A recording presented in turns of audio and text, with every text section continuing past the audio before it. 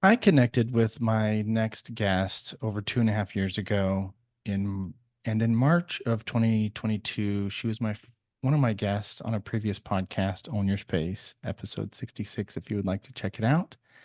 But I am so delighted to have her back on this new podcast that I've launched on episode number 5, Lead with Your Heart, to talk about something that's happening around the globe. She's a TEDx speaker. She's the founding director of Belonging at USC. She's supported many organizations, businesses, educational institutions, even the military. Kat Moore, welcome, my friend. How are you doing? Hey, Jason, thank you so much for having me. I'm so excited that you're doing another podcast around this topic. There's just not enough space for us to be talking about this stuff regularly together. So I'm super happy to be back.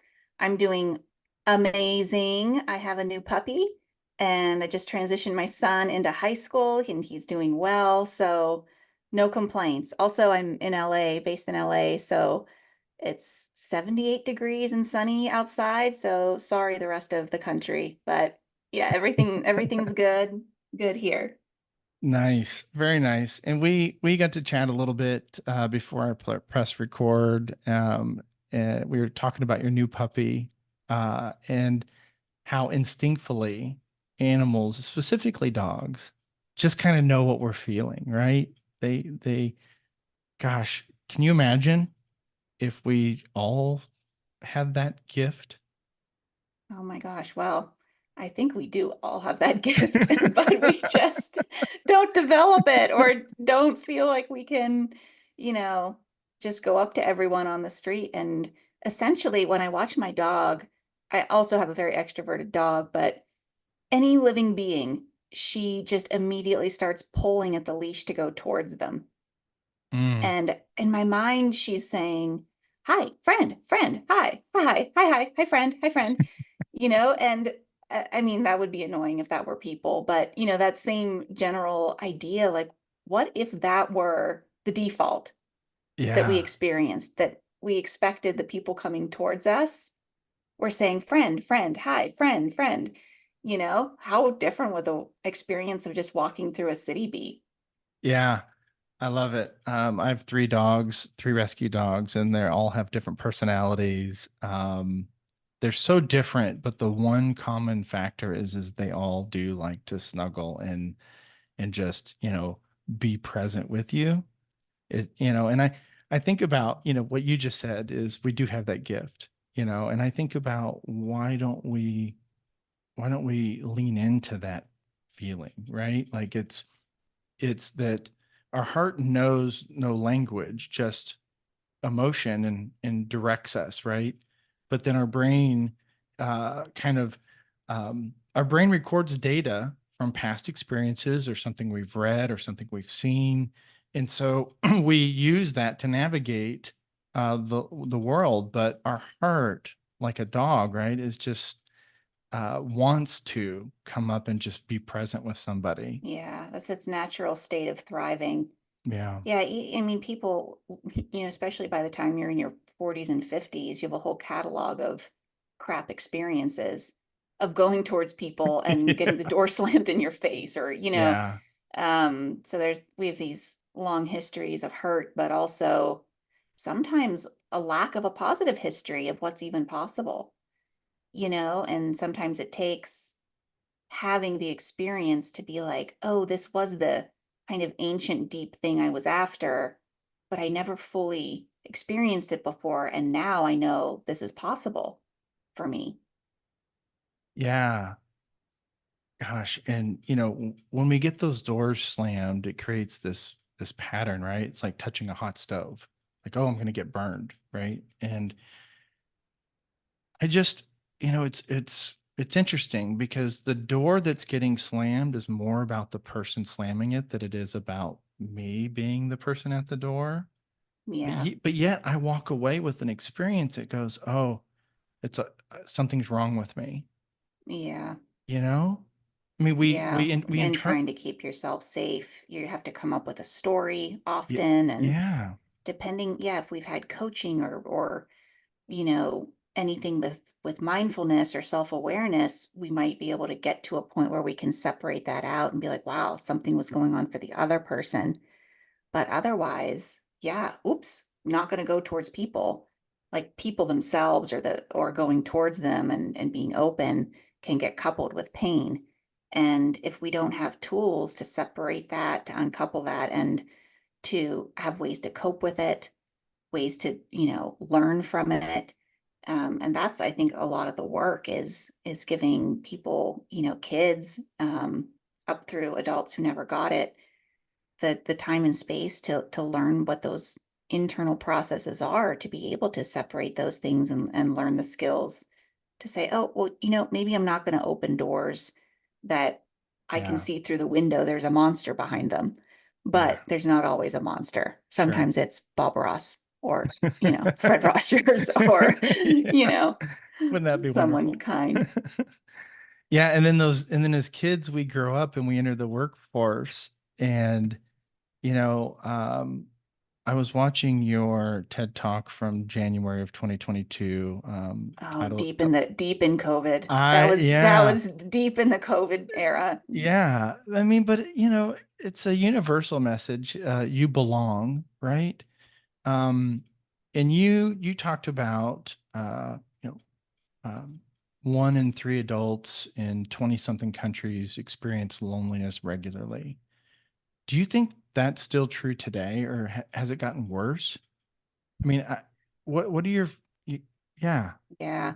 There's all kind of data that gets collected around this, and it's a little bit difficult to really understand what on a macro level is going on. But there was just another piece. I've been partnering with ABC this year. The whole network is doing a year of coverage around loneliness, and they said that there was a Gallup poll that came out that it was 1 in 5 in the US still experiencing a lot of loneliness. It certainly hasn't improved since COVID.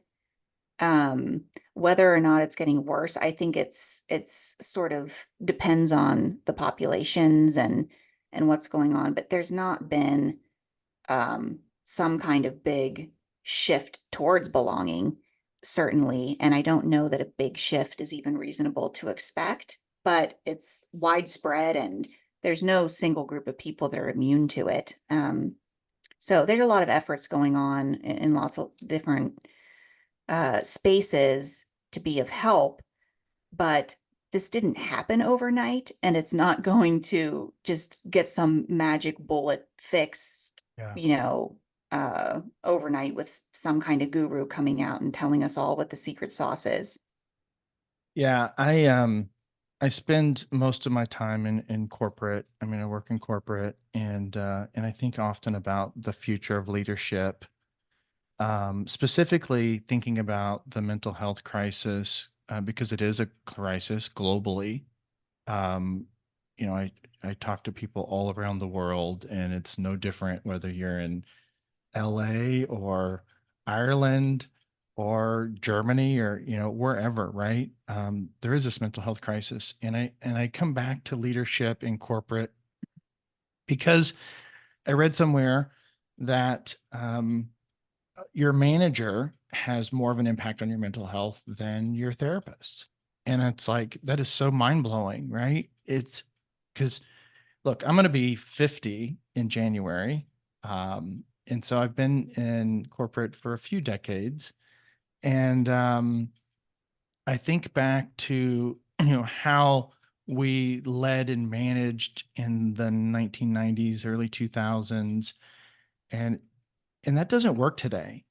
I mean, this is a Mm, different world, but we still have people with that, kind of command and control and and listen, maybe it's not as hardcore, maybe it's a little softer, but it's still giving direction.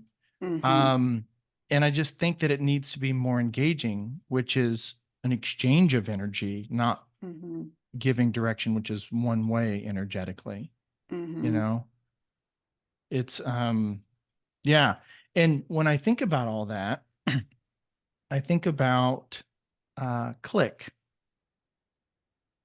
Oh, and beloved click. and the work that you do, which Gosh, when we met, when we connected 2.5 years ago, we talked about Click, and I love Click, and especially with teams and in corporate environments. Hmm. But you were at that time going to be doing something with MIT and Click. Is that? Yes, yes, that was a couple years ago. Yeah, so I developed this methodology for the everybody connection method that Mhm. emerged out of a decade of just being with people in coffee shops and on the streets. It wasn't something I cooked up in a lab, and it's like, oh, this will sell. It was like, what were we doing for 10 years that enabled environments, within people's lives, um, to sort of become places where everybody really did, from all walks of life, feel like they mattered and had a place. And so that ended up being like these five things that we were regularly doing. And it was connecting as we were.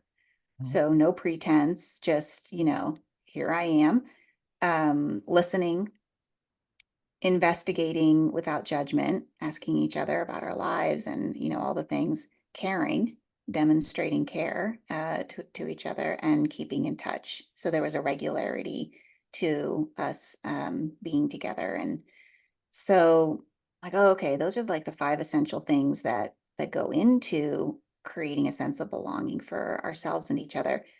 Now, how do I teach this? Can you teach this in a classroom environment, in a corporate environment? And because we weren't learning it in the cafes in a PowerPoint slide deck, um, we were learning it on the slant, right? We were Yeah. learning through experience, and because we wanted to. No one was required by their boss to come to the coffee shop and talk to Kat. So I didn't know if it could work being taught explicitly as opposed to absorbed. And um, so I created a 5 module class for USC that student, staff, and faculty could come to. But I was actually trying to create a learning environment that replicated the coffee shop. So it was very open-ended, discussion-based, and I would tell people the content of this class is your life. Mhm. It's not the theories from social psychology or excerpts from Brene Brown, God bless her. Um, the content of this class is your life. And so creating space where people could ask the questions that they were actually wondering, not the ones that would make them sound smart to the professor, Yeah. and just helping them learn from each other. Different people have different strengths, different weaknesses. We can help each other and then come up with, what do I want to do next? What do I want to try this week? If it's hard for me to do X or Y, or if I'm curious about, A or B, and then come back the next week. How did it go? What did you learn? What do you want to do next?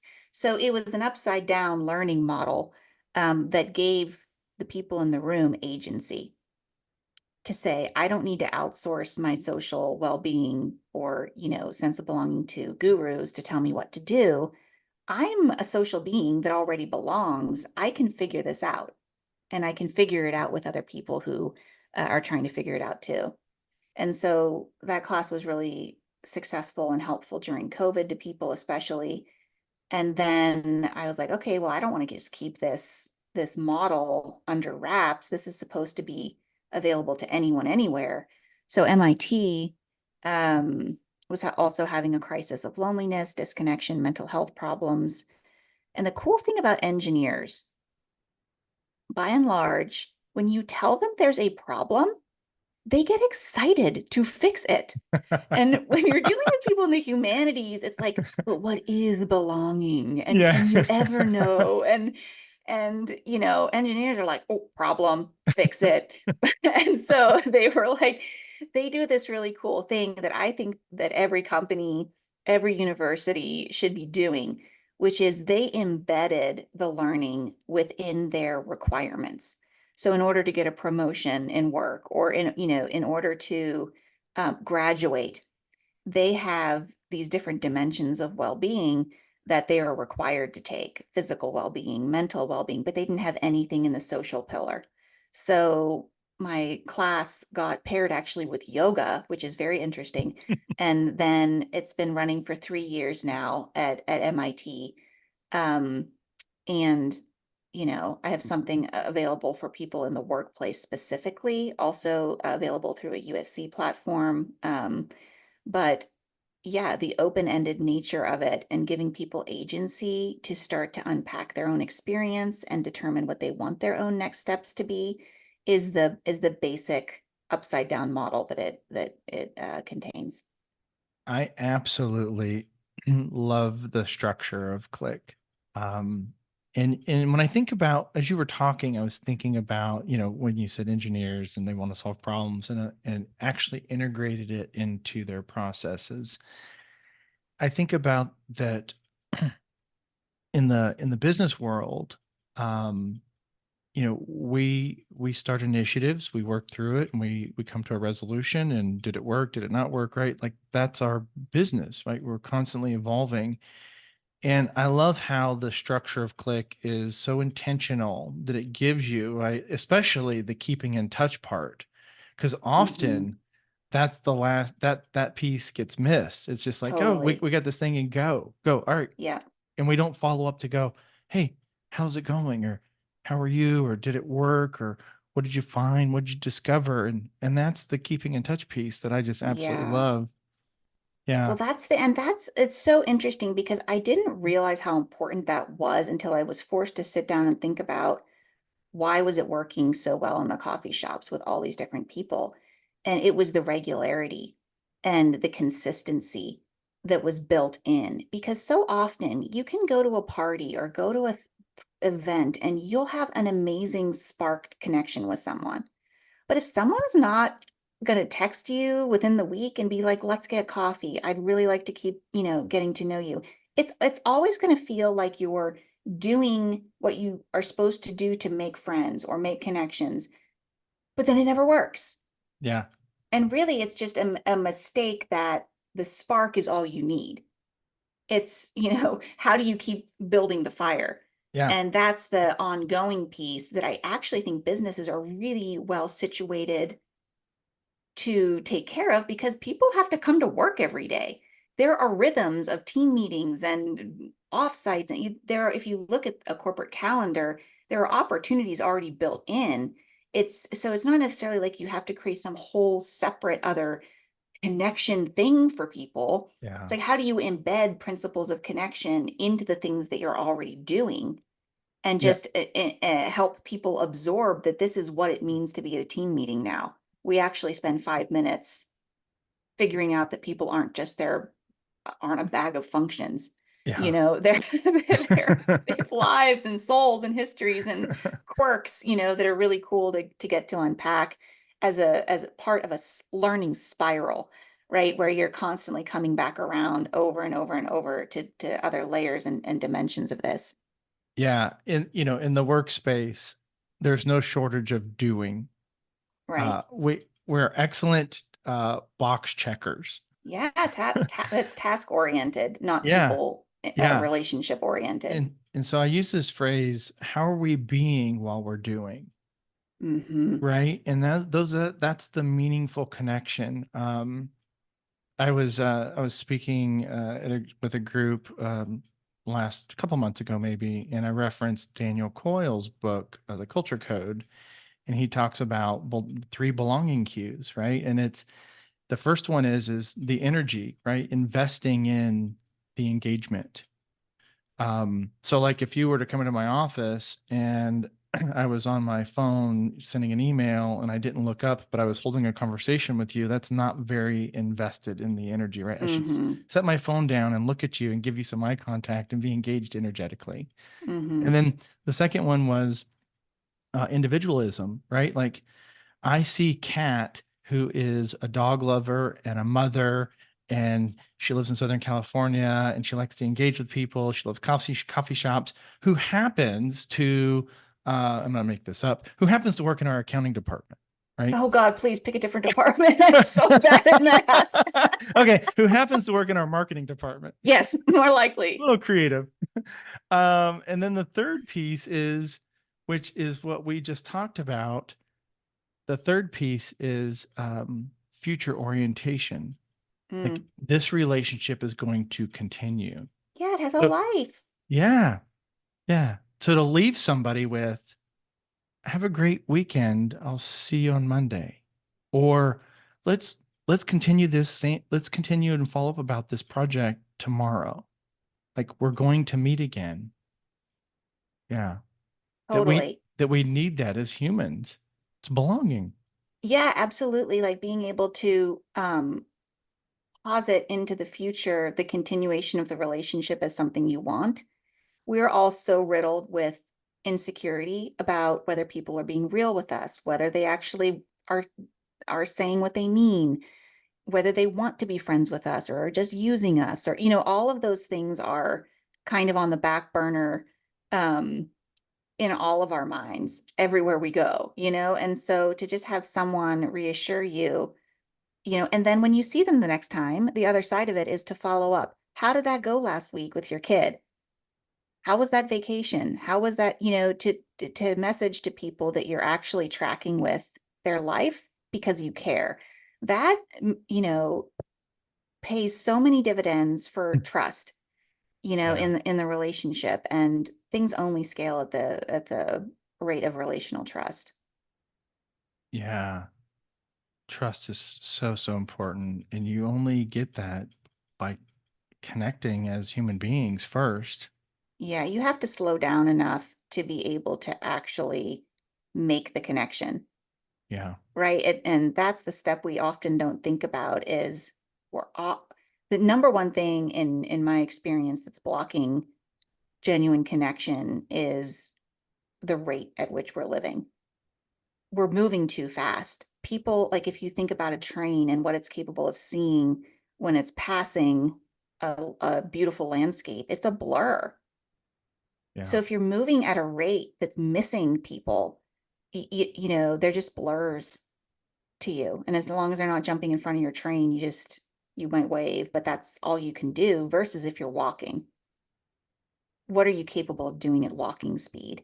And I think when we're so task oriented, overworked, overwhelmed, things are disintegrated, meaning pulling us in directions that don't all move in the same direction, right? They're pulling us in different directions. It's very, very difficult to create a habit of slowing down Yeah. to actually be present because it requires the ability to um, close out all those other tabs. And it's a skill, it's a habit. You can learn it. It's not just for Yoda, Zen people, but you have to want to. You have to know that's a thing and know how to do it. Um, but that's the only way connection can have a condition that it needs in order to take place. Yeah. And it's so, so important. I mean, like you just talked about this moving train, right? And everything's moving so fast. And again, I think about what's in my world and I go back to the workplace. And when we have so much that's going on and we don't slow down enough to create those moments of connection and belonging, I mean, that's like bursts of energy and recouping, right? Bursts of energy and refilling our cup, right? Getting Hmm. feeling refreshed. And when we don't take time to do that and we're constantly at bursts of energy, we go home and I mean, at least I'll talk about my own experience, right? I go home and I'm just drained, Yeah. and that impacts your marriage, it impacts your kids, it impacts the attendant at the gas station or at the grocery store on my way home when I stop, right? And then Yeah. there's just this ripple effect, and that's why I think that belonging is so, so important to our mental health crisis on this uh, ripple effect of interactions. Yeah. I I mean, mean, for as much as we talk about sustainability, what about just human sustainability in the ways that we yeah, set up expectations for people to essentially be robots? yeah, We're constantly talking about optimizing and maximizing. I'm like, that's systems language. That's not a grove of trees is not like sitting there being like, how do we optimize our tree growth? Like that's not a life kind of value. That's a systems value and a performance, value. And if we don't think about sustainability for the people themselves and what's required for them to thrive, they're going to be burnt out. They're going to leave. They're going to fake doing work and really be on Candy Crush, in their cubicle. Cause it's just not, we're not made to do what we're being asked to do. Yeah. And AI is, it's accelerating at lightning pace. I was I was in Phoenix a few weeks ago and took a self-driving car, right? So like I hit an app and a car pulls up and there's nobody in it. So weird. Yeah.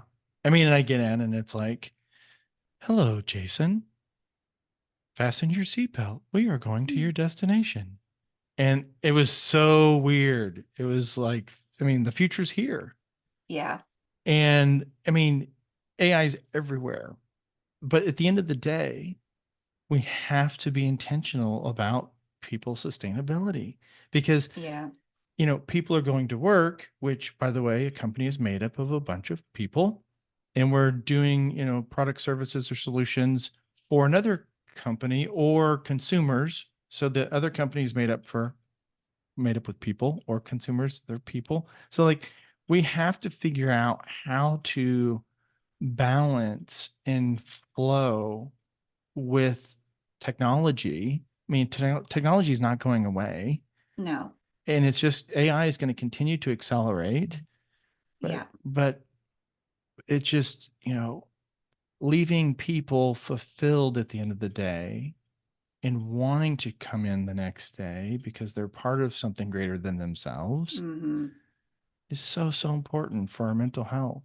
I mean, it's just, you turn on the news and whether it's, or someone that maybe chooses suicide because of the complexities of life and that they're in that, space of loneliness that a lot of people are in.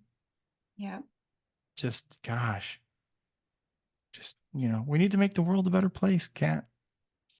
I know, man. I think with the AI stuff, there is a lot of real, you know, legitimate concern about certain ways that it might replace humans in the workforce and things like that. I'm friends with so many screenwriters who just went on strike, because of AI threatening to steal their jobs in the writing room and things Mm, like this.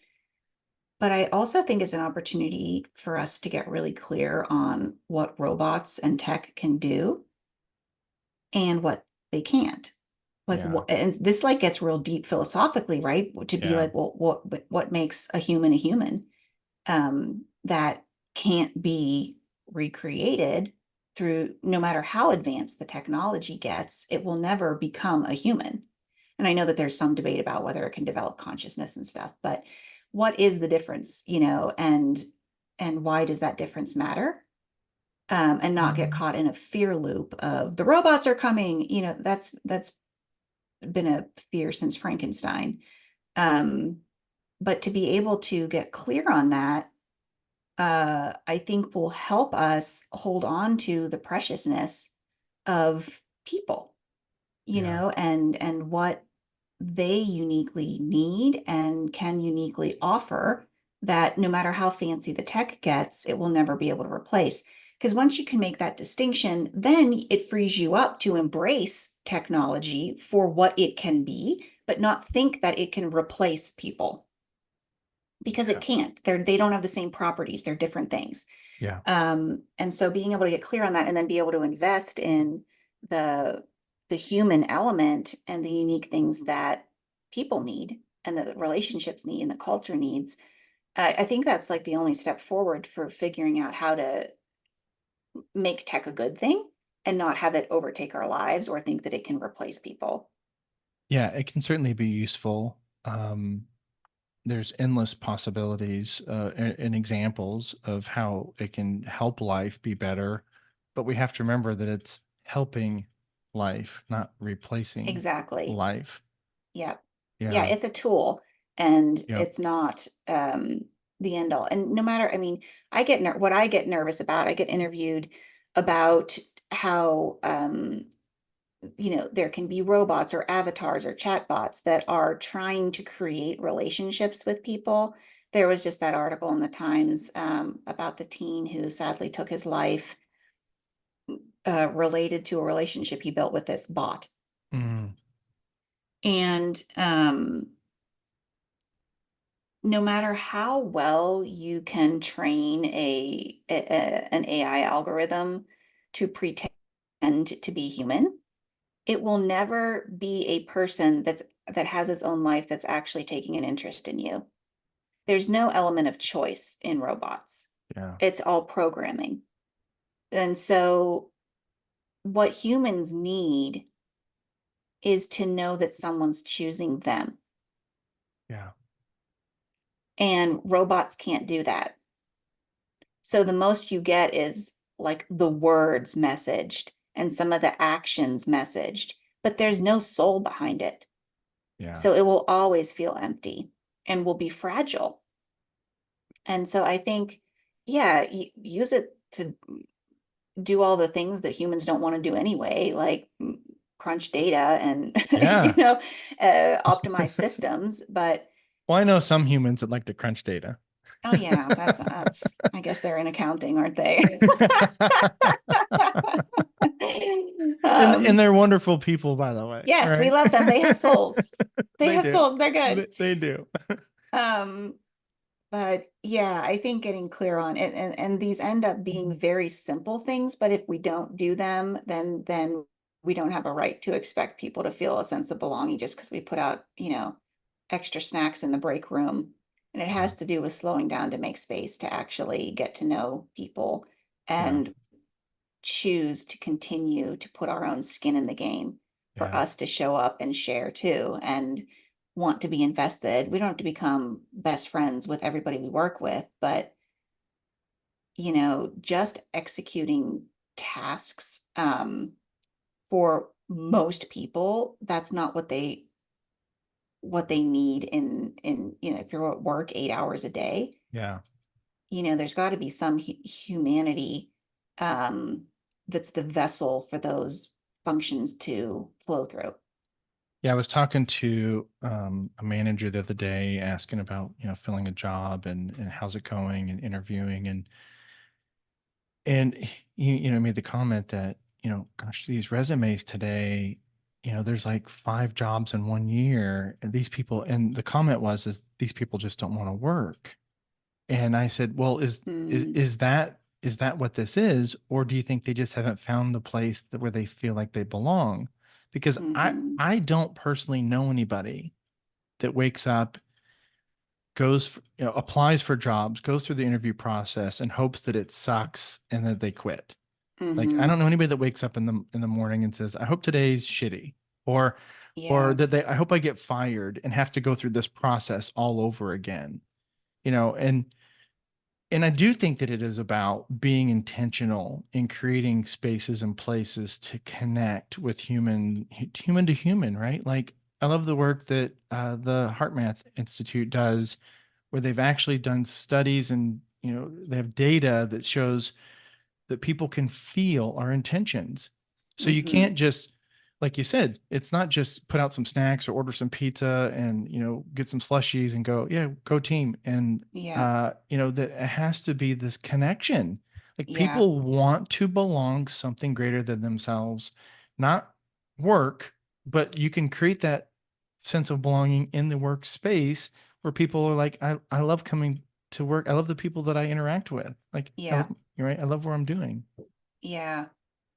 And I wonder too, I haven't read those exact studies, but as you were describing earlier, seems like the younger generations are becoming more intuitive or more aware Yeah. than, interpersonally and otherwise. And I've observed with, the college students I've worked with that there's also a lower tolerance for BS in the workplace. Yeah. Like And even when I graduated, I remember thinking like, oh, you just have to take whatever job that you can. You just work really hard. Figure it out how to not tick anyone off and just, do good work. And now I feel like there's like oh, I'm not working for a place that doesn't care about sustainability. I'm not working for a boss that treats me like crap and doesn't let me have vacation. Like, I think that there's a lower tolerance Yeah. for just being like, you're a worker and you're going to come in and grind culture. And Yeah. I think that people are kind of like, if this place doesn't allow me to be human and have a life, I'm jumping ship. And there's so many entrepreneurial kinds of things that people can do now, that I just talked to a woman who she's had a very successful career in multiple fields, and she just left her last job. She's like, it's so much bureaucracy, so much nonsense. I can't even do the real work that I'm trying to do. If it's just about making my rent, I can go dog walk for 10 grand a month and not lose my soul. So I think that there's a big shift happening with the workforce too. And then the people in power, depending on, how old they are, how they've come up through the systems, they might be like, oh, this younger generation is so soft and they want us to coddle them and they want, yoga mats in every room. And so it's like kind of like not a healthy, way of seeing each other. And I think that's also a reflection of the problem, is that there's not a lot of conversations about one this person has, right? It's Yeah. kind of like an assumption that there's something wrong with them, because that's probably not what would be acceptable for the resumes 20 years ago. Yeah, it's the generational gap of, I mean, I was born in 1975. The generation before me was suck it up. Yeah. Just go do it. Yeah. Work sucks. What do you want? That's Yeah, what that's yeah. called. Yeah. It's called work for a reason, right? And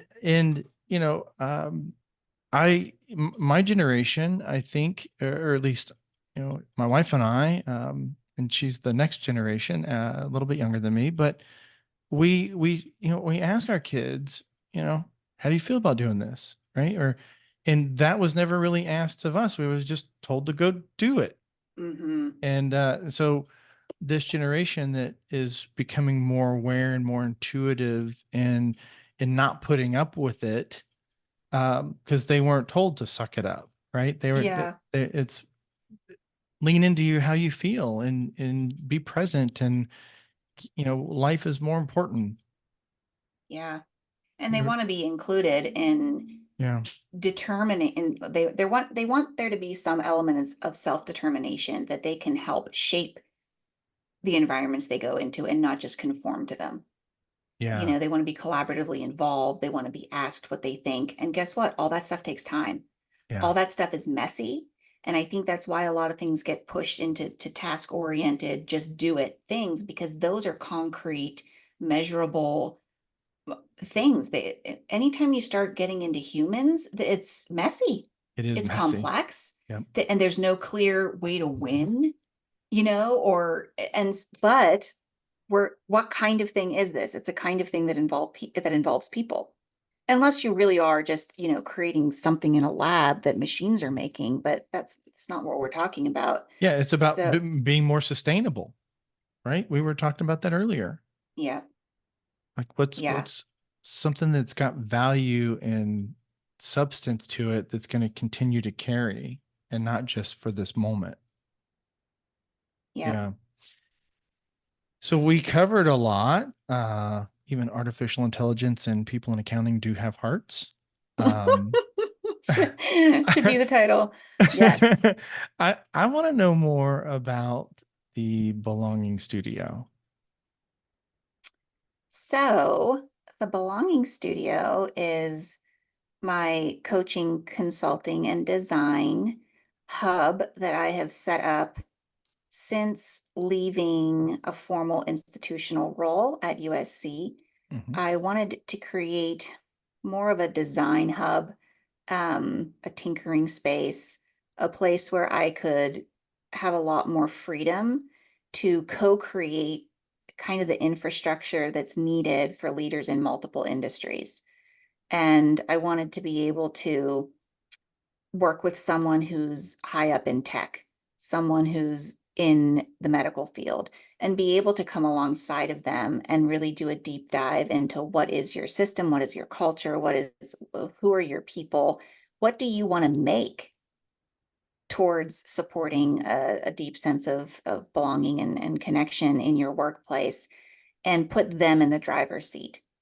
Mm, I believe in keeping leaders in their leadership role and coming alongside of them to help them ask the questions that are going to enable them to move forward in what they not just want to do, but can do, given their current constraints, budgets, personnel, all of those things. And that's the most impactful route for me in this work, is to find the people who are already positioned in various layers of leadership throughout the world in different industries, and help them be able to align what they want to do, you know, with the constraints that they're in. And so coaching is the primary vehicle that I mm. do that through, and helping them chart unique paths for themselves within their organizational culture.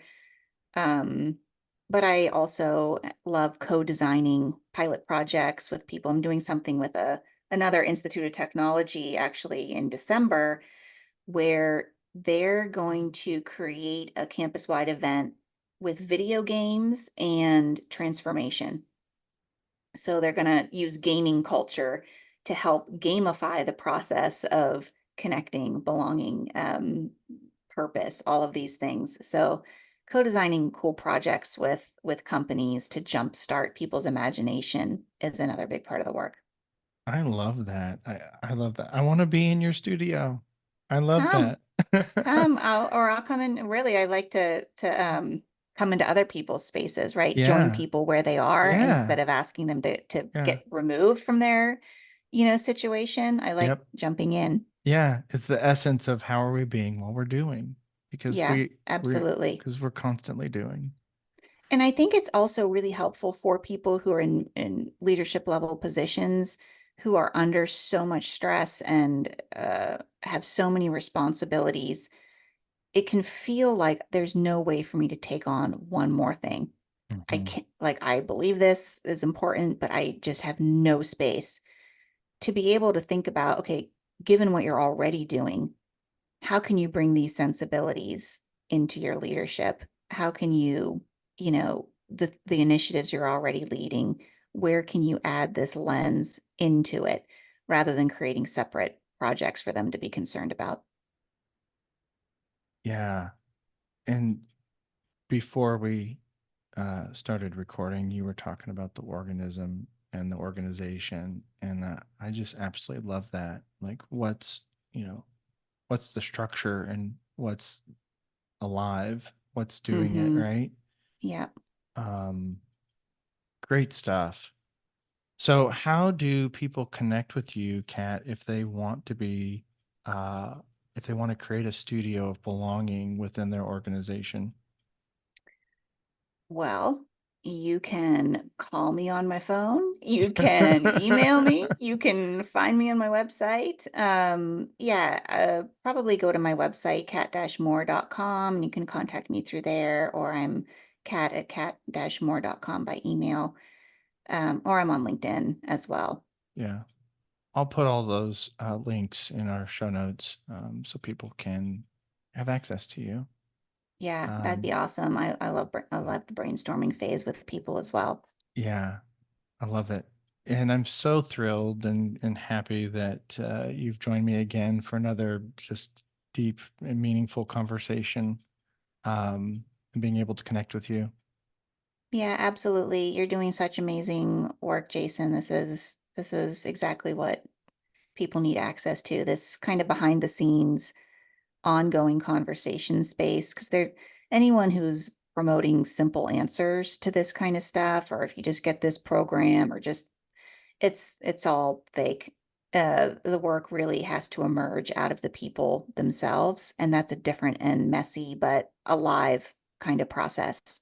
Yeah, it really is this immersive learning, this process of, how are we doing these things and connecting with each other during our projects, and Mhm. because we're life is busy and it's fast, and AI says we're going to continue to get faster, so we got to just figure out how to slow down in the moments. Yeah. Yeah, wonder, absolutely. Wonderful. And so being super conscious of your time and the listener's time, what's one thing that you could leave the listener or myself, or just all of us here being together, um, that adds value? Something simple, right? Yeah. How do we be more human? How do we connect more? And we've talked about the value of it, but what are your thoughts? Yeah, I mean, the thing that I this is just the first thing that pops to mind. There's a million little, Hmm. things that we can all be doing. The thing that I started doing with my son when he was young, like you can't really take action with anything before you are aware of the thing. So I think cultivating awareness is the first step. And one simple, just awareness of who are you around? Yeah.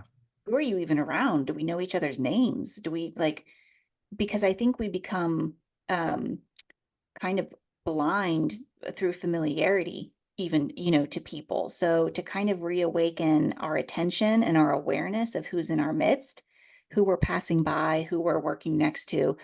I did this game with my son when we were driving because I wanted him to just start developing an awareness of others. And it was called the human game. Did I tell you about this? No.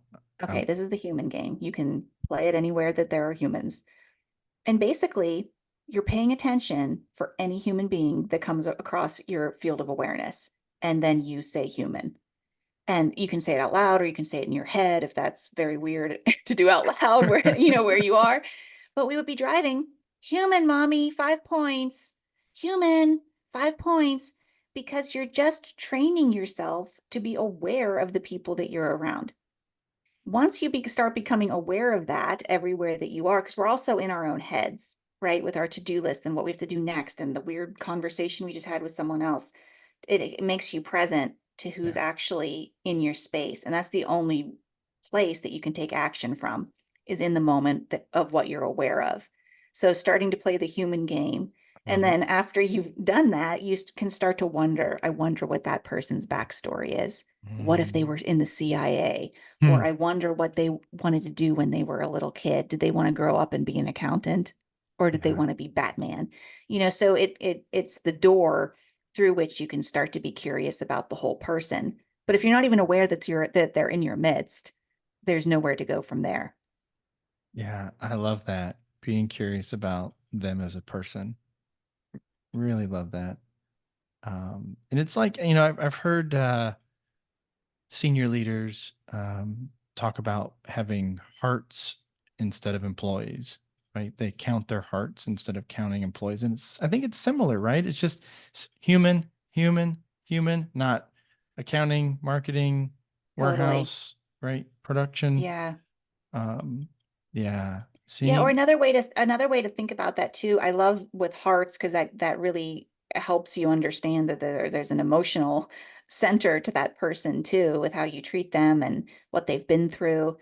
The thing that when I was in the coffee shops all those years, the metaphor that I really liked was that everyone is a book and you don't know what someone's autobiography has been, but there's full books around us everywhere, and like going into Barnes and Noble or the library and being like, I wonder what the story's gonna be here, and being curious about like people are amazing. Sometimes they're annoying, but overall, they're amazing. The things that we care about and have been through and have wondered about, and to start to cultivate a curiosity that every one of these people has a whole life story that I know nothing about. yeah, be curious. Hmm. Thank you so much, Kat. You I, got it, I Jason. appreciate you. Right back at you.